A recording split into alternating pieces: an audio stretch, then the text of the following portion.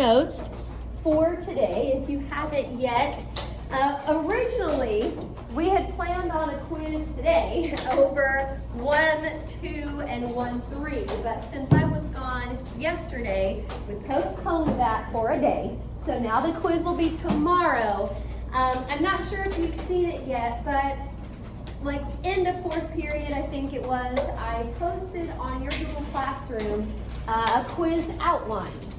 And it basically has like how many and what types of problems will be on there. So there's some name the property where you have to say if it's commutative, associative, whatever.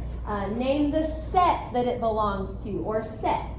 So real, rational, integer, that's the kind of thing that you're looking for there. I just put that up for this quiz so that it will help you prepare a little bit since it's our first one. We'll talk some more about that probably toward the end of class, but it is on your Google Classroom, or it should be at least. So you can take a look at it at some point before tomorrow. Now, for the last part of 1-3, I'm just going to do 2 examples. And they are word problems. I know, like I said, sometimes we get afraid of word problems, but I'm going to show you that most of the time they're pretty simple. Now, you probably don't need to copy that first sentence down if you don't want to. I'll try to kind of underline the stuff that you'll want to put in your notes, the important stuff. This isn't real important. It just says that you're on a bicycle trip. Okay, so there's that. Now, something about traveling 52 miles, or I guess it might be important to put that it's the first day. You traveled 52 miles, that's a lot, the first day. We're probably going to have to use that at some point in the problem. Okie doke. I'll keep going. Hello there. Thank you. So, next part, let me kind of underline again what you should copy down. Something about the average rate. The average rate is 12 miles per hour. MPH, miles per hour. So that will probably be important at some point. Okay, now the last bullet point up here is basically going to ask you to do what we've been doing for a while. Write an algebraic expression that models the distance you traveled. I don't know if I can shorten that up too much. Maybe just put write an algebraic expression. Modeling distance may not be too bad also. Can't really do a whole lot with that. But again, our job is just to come up with the algebraic expression that models the distance, how far we've gone on this bicycle trip. Okie doke. Notice it doesn't ask you for the answer because based on what they're giving us, we can't really give an answer. We're not going to come up with how far we've gone. It's just going to be an expression. Okay, so 52 miles the first day. And then, since then, you've been going 12 miles per hour after that. There is an unknown in this problem, something that we don't know, and we're going to have to come up with a variable to represent it. Now, anybody know what we don't know in this problem? Kind of a weird question. Do you know what we don't know? Yes? How many hours they move? Exactly. How many hours? So I said H. You can use H, you can use X, you can use something else. But I just said, let H equal the number of hours spent traveling. That might be a good way to say it. You don't want to count, the hours that you're sleeping or whatever, but it's just the number of hours spent traveling. Okay. sometimes just defining the variable is the hardest part. Now, reading back through everything else, we know the first day that we traveled 52 miles. So this is just an expression. I don't need to put miles up here, but we'll start with that 52, and we basically need to just add on however much else we went the rest of the days. We don't know that exactly, but we do know that we went 12 miles per hour. So if we can just add to that 12h, this is it. That's the expression that will model the distance we've traveled so far. 52 miles the first day, and then 12 miles per hour after that. Okie doke. That looks good for example 1. Any questions about that? All right, we're just doing one other problem here. Again, I'll kind of underline what you should write down in your notes, the important stuff. And so let's kind of sort through this next example. It's talking about ticket prices to a museum. You could probably leave that first part off, but the rest of that will probably be pretty helpful. It says that the tickets are $8 for adults, $5 for children, and then $6 for seniors. What we're going to try to get pretty good at this year is, again, taking a word problem and just sorting through everything up there. What is important and what is maybe something I don't need to know. All right. Well, next little part here. What algebraic expressions? So something about writing an algebraic expression for the total number of dollars, or if you just want to put total money, that would work too. Maybe even just put total and then a dollar sign. You want an expression to model the total number of dollars collected. And by the way, everything that we've been doing so far has been an expression. Equations have equal signs.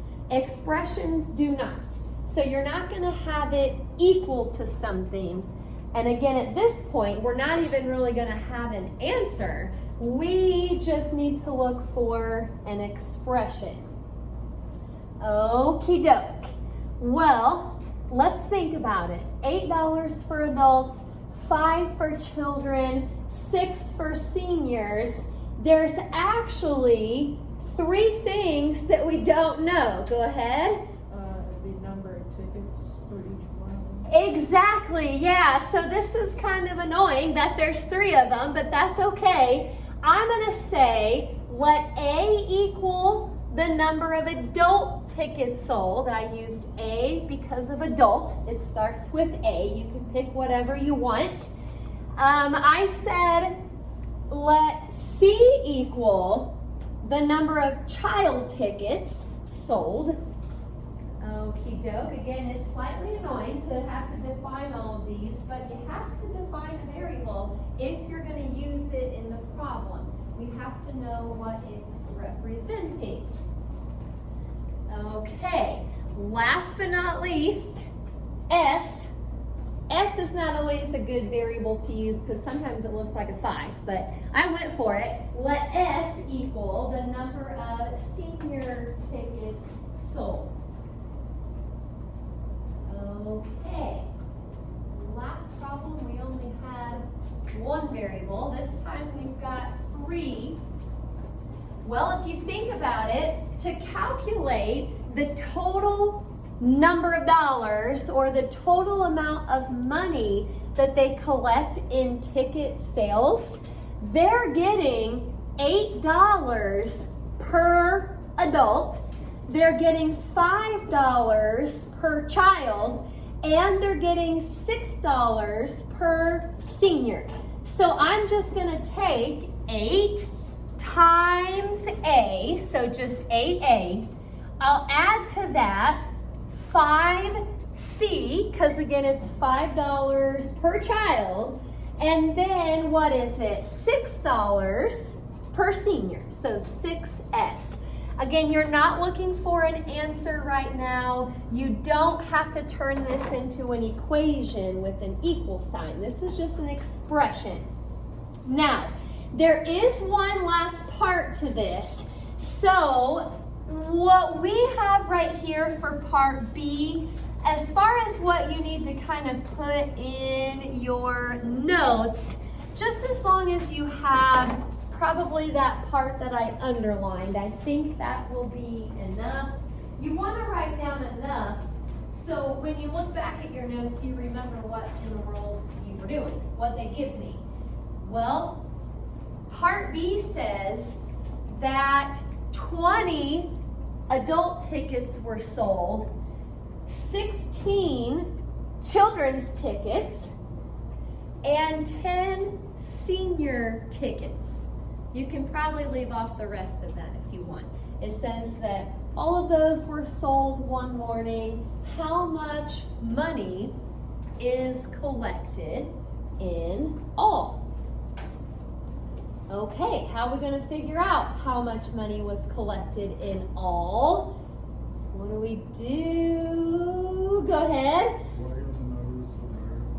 Exactly, yeah. So if 20 is the number of adult tickets, well, we're going to put in a 20 for A. I'm kind of coming down here now, but I'm using this expression, and wherever I see A, I'm putting in a 20.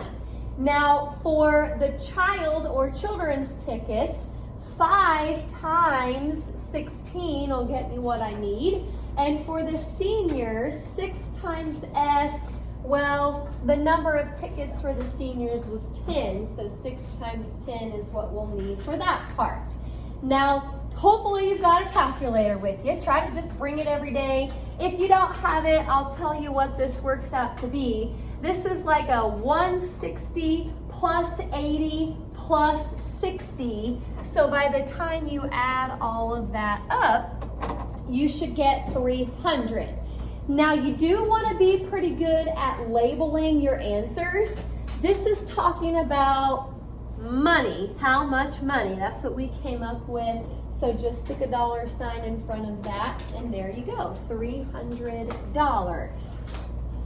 Okay, a very short lesson for today. Just wanted to kind of throw those in for the last part of 1-3. Any questions about either of those? Okay, now we do have an assignment, which you've got plenty of homework time here, so hopefully you can get this done. Now, quiz tomorrow, I do want to talk about something else as far as the quiz goes, but I'm going to let you kind of get your homework page started real quick because I want to make sure that you hear this. Okay, this is A5, homework for tomorrow, A5 from page 25. We're going to do 6 to 16, 20, and then 23 to 25. 6 to 16, 20, and then 23 to 25.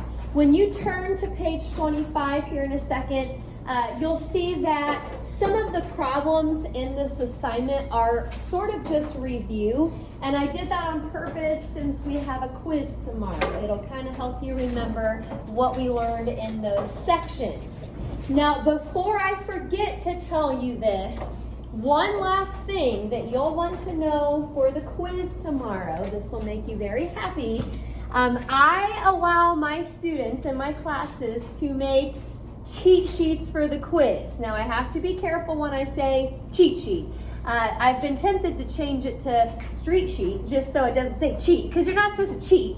You're using it to kind of help you, but we're not cheating. Basically, what you can put, and I'm going to go through, if I need, let me do that. Okay, I'm going to go through what these cheat sheets need to be like. If you want to make one, you don't have to. But you can make, for quizzes in here, a half-page cheat sheet. It's going to be a half-page, one-sided.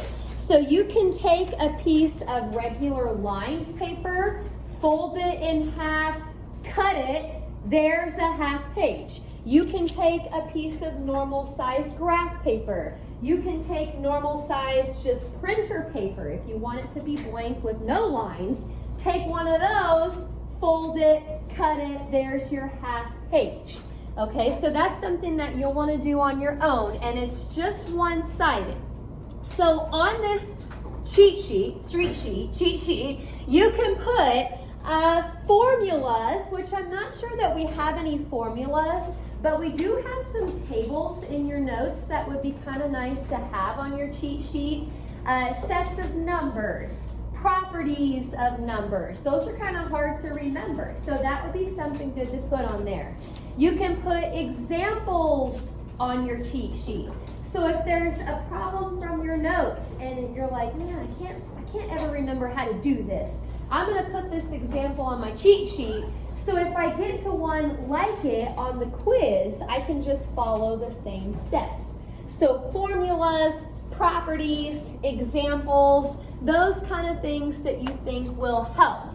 Now, a few other conditions for your cheat sheets. They have to be in your own handwriting. You can't hire someone to make your cheat sheet. You have to make it yourself in your own handwriting, so these kind of go together. No photocopies. You can't take yours and, yeah, there you go. No, we're just going to make it for ourselves. You're going to turn it in with your quiz. And do make sure that it's made up before class. When you get here tomorrow, we'll go over this assignment, ask if there's any questions, and then right away we'll start the quiz. You're not going to have time to make your cheat sheet in class before the quiz starts. So just make sure that you do that at some point ahead of time. And this is usually not a problem, but I'll ask you to make sure it's out on your desk before the quiz starts. So I'm telling you all of this right now because you've got like 25 minutes of homework time today. If you get this done, which there's a very good chance that you will, you may want to start to kind of come up with a cheat sheet. Think about some stuff that you might want to put on there. Okay.